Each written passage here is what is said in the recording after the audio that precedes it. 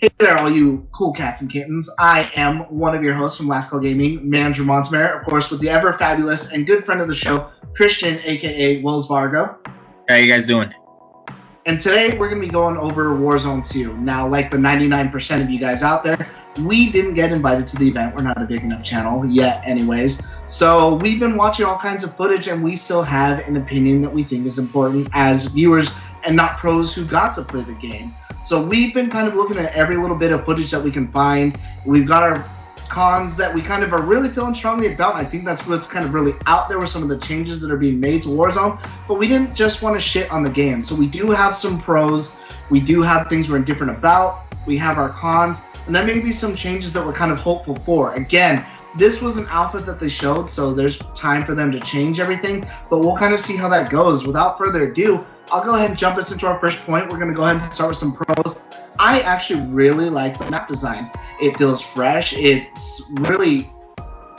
I like the idea of taking these class, and maybe that's playing in nostalgia too, taking these classic places like Terminal with the airport and putting it in there. There's watery zones in certain parts of the map, so it kind of changes like how your movement is. I think what I like the most, and just by looking at it, I already love it more than Caldera. I cannot tell you how tired I am of Caldera. I hate Caldera, but I play it because that's what's there, is it's not as vertical. It doesn't feel like every time you get into a fight, you're fighting uphill against somebody. Yeah, I completely agree, and I think me and you were kind of talking about it as well. It's something I think that they kind of learned from their mistake in a way with Caldera, trying to make it a little bit more tropical, where they kind of shot themselves in the foot. I think a lot of people thought making those huge uphills and all that vegetation, which they had to remove later in the game, almost like 6 months in. But the map looks amazing, man. The buildings look great from what we saw in videos. And I think it's just it looks like it's going to flow very well in the style of game that they're wanting to do. For sure. Why don't you go ahead and take us on to our next point? Yeah, the next point I thought was something great that they added, and I think we're in some type of an agreement with this, is the circle change. Instead of doing, I like it as well. Yeah, instead of doing the one smaller circle going to the end, they're doing 3 different ones. And I think one of the things that I kind of liked about it is how they're different sizes. Like one's larger than the other one, so on and so forth, and then they're kind of merging together and making it more of a king of the hill. Like once it gets to the middle point, then everyone's kind of battling it out, because sometimes there's still like 20 people alive in such a small circle, where I think this is going to make it a little bit more fun for sure. I know the only worry we kind of have a little bit about it is what if you end up in kind of like that dead circle where nothing's really going on. They haven't said if there's some sort of maybe AI or whatever it is that they're using, algorithm that determines like, okay, well, there's this many people, so here's where the circles are going to go. So I'm sure they could figure something out like that. But I do like the idea of it, because I think it gets rid of especially how many times on Caldera where movement is hard, you're running uphill and you're on the edge of a circle and you have no other choice but to go that way. And there could be 2 different teams, 3 different teams, all just aiming down at you, not shooting at each other because they're already in the safe spots. This might give you a different out. Like, oh man, you know what? I think instead of going forward, if I circle back, I can maybe make it over to that circle if I want to. Yeah. That might give me a better fighting chance to get back in the game. Yeah, and in a way, sometimes, to turn it around a little bit, right? Kind of to your point where some people might feel like if you're caught in that dead zone, but in a way, some people might find that as an advantage now, because maybe that circle or, that group of people are being more aggressive and knock each other out more out of the game compared to most. So they're going to have more fighting, and you're going to be able to have your team kind of position yourselves a little bit better, kind of waiting for the circles to merge a little bit more. So yeah, it might make you play a little bit more aggressive if you're caught into a smaller circle with more people. So okay, so with that being done, I mean, those are kind of really the 2 big pros that we have for this game. Let's get into some things we're indifferent about. I'll go ahead and lead it with the spectator cam. The spectator cam is almost like it's like a GoPro on the side of your dude's shoulder when you're watching them. I don't mind it. I don't think it really gives you kind of like any sort of advantage to the game. I think it makes it a little harder for you to give maybe some call outs to your teammates if you're trying to help them. I think the thing I'm most concerned about it is that we've had it in the past with Verdansk. Caldera has been plagued with cheaters for a very long time, and that was really kind of the only way that you could catch somebody is by watching the kill cam and then keep watching them play and seeing where their aimer is going and just watching them knock people out of the sky. Now by having this 3rd camera, I feel like that makes it a little bit harder for that. Yeah, and honestly, when we were watching gameplay, and I don't know if you didn't notice either, but there wasn't really an option to change how it usually is now. There's ways where you can change to a different player. So I think adding that option to either change the point of view would be promising, because I even heard a lot of people also say that people got sick because it's almost like a motion sickness, yeah, from like how wobbly it is, yeah. Yeah, so I think they heard that, and I hope they make a change of it, because yeah, after staring at it for a little bit, when I started watching a little bit more videos of it, I got a little nauseous just kind of looking at it. I'm like, dude, like the movement and stuff like that, how some people do, is just a little too much for some people. Yeah. All right, well, why don't you go ahead and lead us into the next one? Yeah, the next one, we're kind of indifferent about, and I think, needs some type of changes, is the perks. I think they're removing them, or they're not going to be available at launch. But kind of like me and you were talking, it's like take it or leave it, right? You have those. I could leave them, yeah. Yeah, there's some perks that I don't mind having in the game, but when you have like Serpentine and then the restock or the snapshot abuse or the stim abuse, things of that nature, where sometimes it doesn't make the game fun for more than 80% of people are casuals that are playing this game. Not everyone's a streamer or a sweat that plays this game. They want to have fun. And I mean, I can't tell you how many times we had a fight and we're shooting at someone and they have Serpentine, and then we get beat out because they get repositioned and we're trying to push, be aggressive, and then it just kind of ruins that game for us a little bit.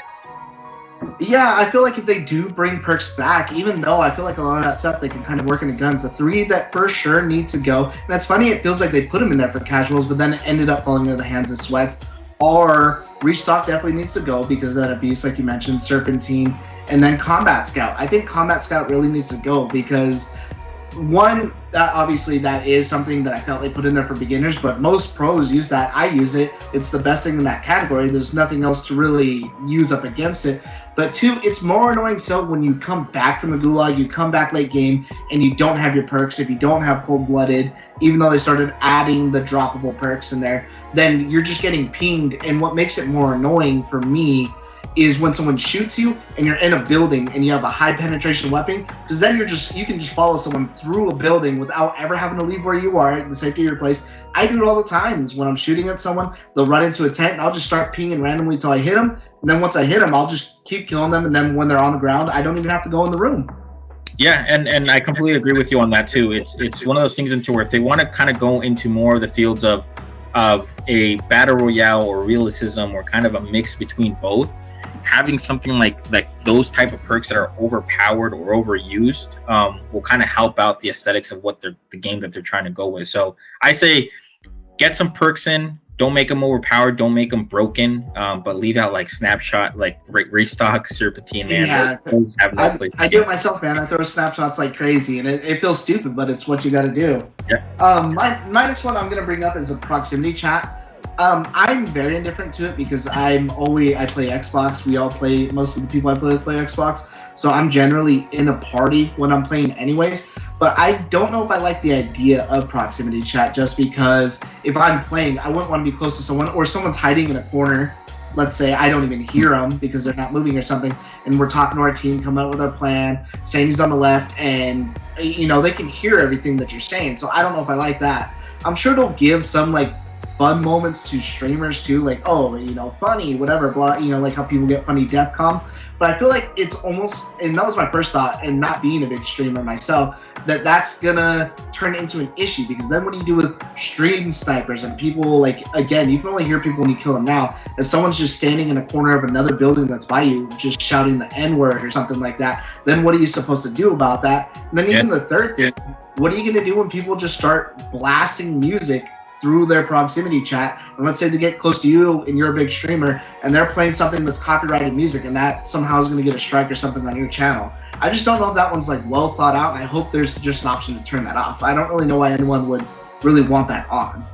Yeah, and I think they kind of try to go back with nostalgia on this, because it was very big back in like the Xbox 360 days, where people were so toxic. I mean, even including myself, just saying random stuff or trying to get into people's heads, or just say anything that will make it, be funny or have a couple of laughs, like you said. But yeah, I think now on how the gaming scene has changed with Twitch streamers, YouTube streamers, and having like those copyright issues, I think that they need to be very careful on how those things are added, or have a time on, you know, how quick that proximity chat is, where someone might be able to turn it off with a click of a button.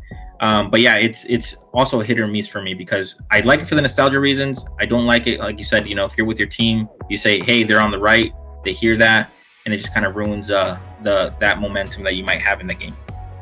Yeah, any sort of like engagement. So why don't you go ahead and take us to the last one of our indifference, which almost kind of leads into the cons. We have different ideas about this. Yeah, so one of the indifferent ones for me is also the loadouts. You know, I don't hate or love the fact that there is no loadouts. I think the fact that they're making it so expensive is kind of weird to me. And I think me and you kind of talked about it, you know, a little bit as well, where it's like they're making it so expensive that they're kind of making it seem like throughout the whole game, your whole purpose is to loot, and you're going to be stuck looting for money. And I think a lot of people are going to be stuck in this perception, so you can get at least one gun that costs $10,000. So it's kind of like a hit or miss for me right now. So for those of you who don't know or maybe haven't seen anything, they said that there's no loadouts yet at launch, and the way that you get your guns is you can build your gun, but you have to get it from a buy station. So you go to the buy station, then purchase your weapon. And like Christian said, they're very expensive. They could be like $8,000, $10,000. So to funnel a full team, 8 times 4 people, that's $32,000 that you would have to get. So I don't think it's a good idea at all, especially since it's a battle royale. How many times are you dying and coming back to life? And I think what would make that even more integral to the game too is, let's say you're on the back burn and you're in 5th circle, which is when that second loadout drops, and you came back from the gulag and you're trying to clutch up a game. Now, how are you supposed to get that much money with that small of a circle left? Because I've won tons of games coming in like the last ending, able to get my loadout and then just rock people from there. And now it's almost seems like, okay, well, I got to come back and I just got to use floor loot, you know, and while everyone else has their stuff if they haven't died. Yeah, and it kind of comes into the point as well. It's where it's supposed to be a team.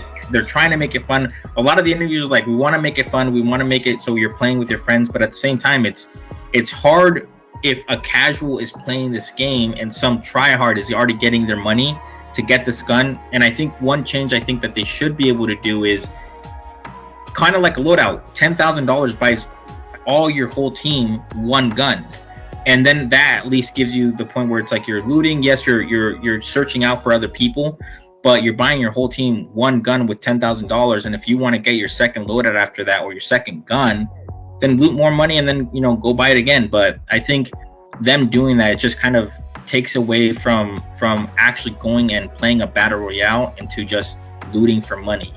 Because I'm pretty sure that's what a lot of people are going to do.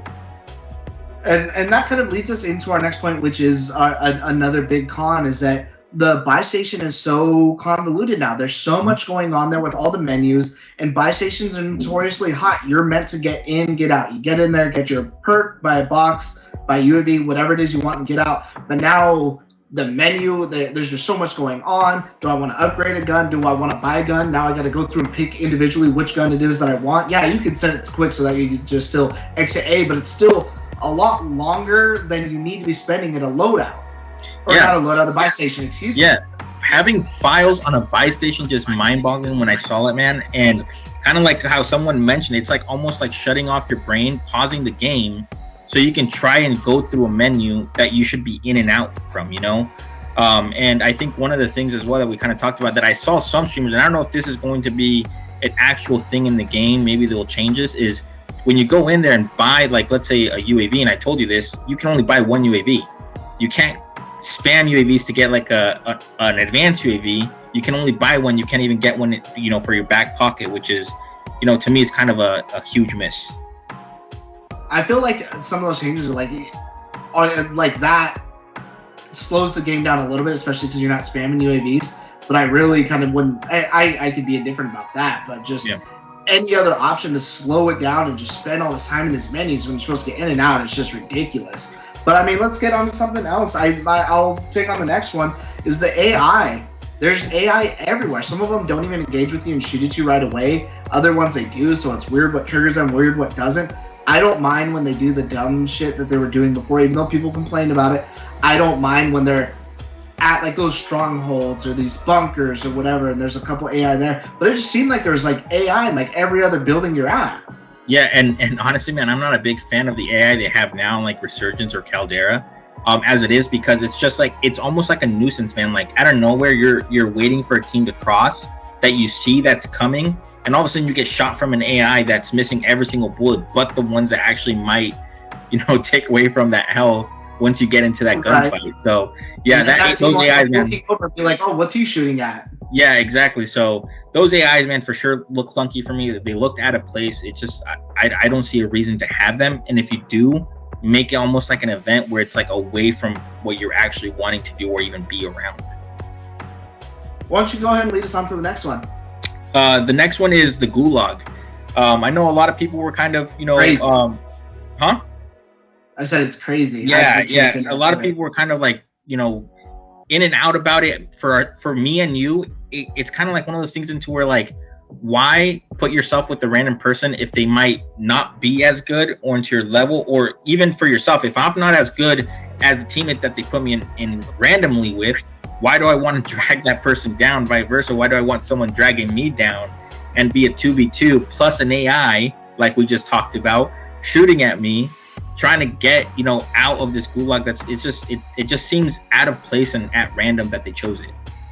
Yeah, it doesn't make any sense. So again, for nobody who's seen it, the gulag now is 2v2s, and you're not with a teammate, you're just with a random, and there's one AI. And you don't just get out from killing one person, you have to kill both people. So even if your teammate loses and you kill both, you'll both get out. So you might end up carrying dead weight, or you can kill the AI that seems a little, not too spongy, but they have some health, get a key from him, use that key and get out, but it does notify the enemy team when you have the key. I just don't like the idea of having to rely on somebody else, especially what if I end up with some, person, I don't want to say garbage, but garbage. What if I just end up with some trash person or someone who's like not even playing, maybe they walked away and they're not ready, so they're just standing there and now it's a 1v2 fight. Like, I just don't like the idea of that, especially when you're already, I don't play singles, we always play duos, trios, squads, so I'm already used to doing those fights, but I don't want to do that in the gulag to get out. Yeah, and then having to focus on also a person that you don't even have any connection with, or might not even have proximity chat turned on, because you're in a party with someone else, your actual teammate. Yeah. And now you're trying to communicate with someone to get out of this gulag, and if you don't, it's just like, instead of being mad at yourself because you missed a 1-in-1 chance, you're kind of mad at someone else. Like, dude, what the hell, man? Like, you didn't cover your guy. Now I killed this guy, but the other guy kind of flanked after he killed you and killed me. So.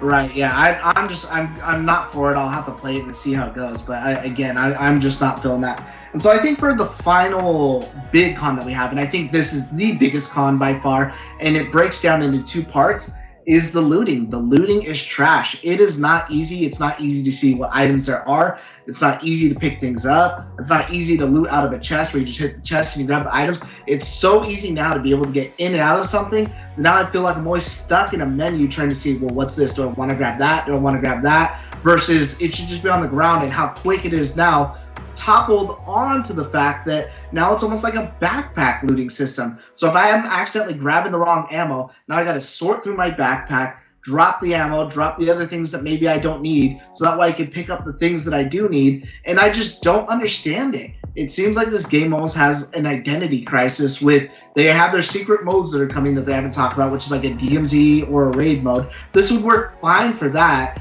I feel almost like maybe I don't want to say lazy, but they just got like, well, if we're working on these three modes, how can we make them the most similar? Because those other two are so different to compare with other games like Tarkov and stuff, that does not work for what this Battle Royale was. This Battle Royale is different than PUBG and Apex and stuff because it's fast. You're in and out, in and out of the menu. And if I have to sit here and do all this mental math, that's taking me out of the game.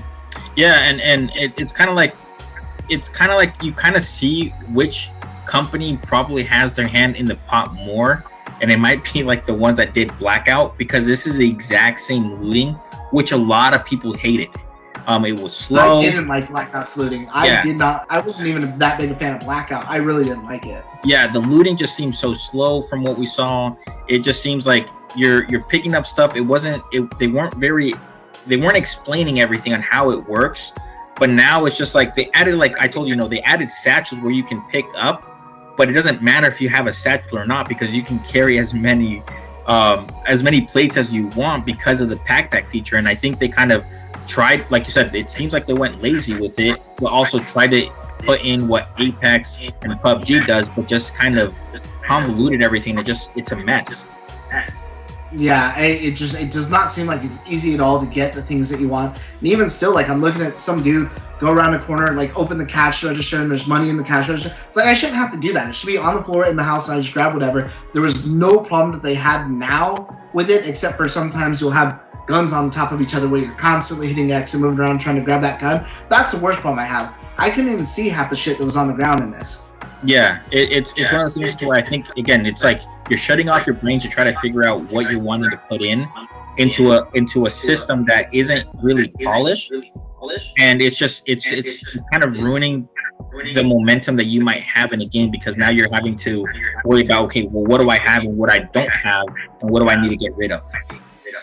I think it almost ruins, too, in a way, the quick drop aspect of the game. Like, you know, like, let's say I'm hot dropping with people. I can't even see the shit on the ground, and now I gotta sit here and fumble around with all this stuff while trying to fight these other people to get whatever high-end reward might be in that area.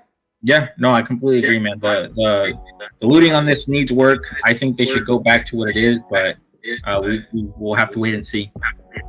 So I think that is the biggest con of the game. I think we can kind of both agree on that. I know that's what most people are really complaining about. I guess let's just end with something that maybe we're a little more hopeful for, or something that we can kind of see. And I'll go ahead and let you lead the way on that one. Yeah, and for me, man, it kind of ties in to everything together, and it's the movement. I don't mind that they took away slide canceling because people did, spam it and kind of, used it aggressively. I like the old style that they're wanting to use with the old COD movement. But at the same time, they have to find a way to make it a little bit more fast-paced, because this is an arcade shooting style kind of game, into where I saw, like, when people were sliding and trying to shoot their gun, you can't. So even if you're trying to use those extra movements to kind of get you somewhere, if you're in a gunfight, it seems like you'll lose because you can't slide and shoot. So hopefully the movement gets a little bit amped up or figured out, so it can kind of feel, smooth when you're playing the new Warzone. I agree. I hope that they do kind of speed that up. I just hope that they don't make it like it is before, because I can't stand the stimmy with the serpentine, with the speed coins, or where you're chasing someone all around a house, and it's almost like a Tom and Jerry situation with people. That became the big thing, how to build the fastest SMG, and now we're breaking cameras and this and that, and it's like, okay, like I can, and that, not to mention the thing that would stop something like that is a shotgun, which isn't viable because they nerf those into the fucking ground. So it's like, now you have all these people just running around each other. Like, I can't tell you how many times me and two dudes are running around a fucking room trying to fight each other, and I hate playing like that. Like, that to me, I'm just like, dude, this is stupid. I'm not saying it needs to be the snail's pace, but yeah, hopefully they do I'm something. 30 years old, bro. My eyes don't work the same. I think it's okay where it's at, but I think it could be a little bit faster. And then I'm going to go ahead and end on something. I actually wrote down something different that I thought about, that I was thinking of last night, that would be a better change than what I had originally written down. Mm-hmm. And I think they need to have a better system for reporting cheaters. Because as it stands right now in Caldera, you can report someone for cheating, but then, I guess wouldn't even pertain to that. I would say blocking players, because as it stands now, you can report someone for cheating. You have to back out or get killed from the game, wait for the game to be done, whatever it is that you're doing. Go to my recent players list, then go all the way down and find this person's name out of 150 people that were just in the lobby with you, and then mark him as a cheater, his teammate as a cheater, something that you don't want to play with anymore, and put him on the block list. So I block everybody that I know, and I'll watch everyone. I give them their due diligence. I watch everybody, and if they're a for sure cheater, I block the shit out of them, because then when you go to join another game, it'll tell you someone on your blocked player list is in here. Would you like to play with them? Hell no, I don't want to play with a cheater. So that should be something I should be able to do, like, right from the menu. Block this player in future games, like, with that, mark them for cheating. I think that would be huge. No, and I completely agree with you. And again, down in the comments, you guys can, tell me if I'm wrong or right about this, but I think someone said you can only ban up to a certain amount of people as well. So having a cap as well, because people act, I think it's 100, but again, I could be wrong. People act like there's only 100 people should be banning because they might be cheating. And it's like, it was really bad for a while. Yeah, and having that system, like we said, something where you can kind of be able to toggle around and get away from those type of people that might be, until they get, reviewed, would be a huge plus. Especially, I don't think Ricochet worked one bit. So Having something For the extra. longest time, Yeah, exactly. Having something extra like that, I think, would be beneficial for sure. Okay, well, that being said, I mean, we've kind of gone down the list again. We do have our bigger cons that we do think far outweigh the pros. But again, that game was an alpha. We're kind of trying to be fair. We'll just wait and see, but we are concerned for it because it is something we love that works better now, that I just don't understand some of the changes they make. And of course, we're not the only ones. I mean, there's lots of pros, lots of people. But again, we didn't play it. This is just coming from a perspective of somebody who's seen all the footage that's out there. But I mean, if you look on any sort of list, there's tons of people are having problems with it. Leave us your thoughts. If you thought, maybe you thought it was better. Maybe this is a better mode. Maybe you weren't into Warzone before because it was too fast. And maybe if it's slower paced now, how it is, maybe that is for you. I mean, who's to really say? It's a different strokes to different folks. So, I mean, that being said, of course, I'm Mandrew from LastCall Gaming. This is your ever handsome Christian Wells Vargo, and we'll catch you guys later. Later, guys. Bye, guys.